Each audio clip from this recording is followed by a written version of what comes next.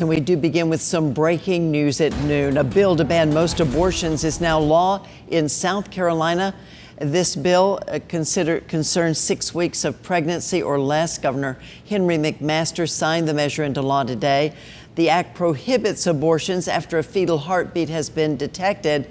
There are exceptions, though, including the life or health of the mother, medical emergencies, and fatal fetal anomalies. Now, this could be up to 12 weeks of pregnancies in cases of rape or incest. News Channel 6's Jason Raven is covering this story for us. He'll have much more in this breaking news coming up today at 4, 5, and 6.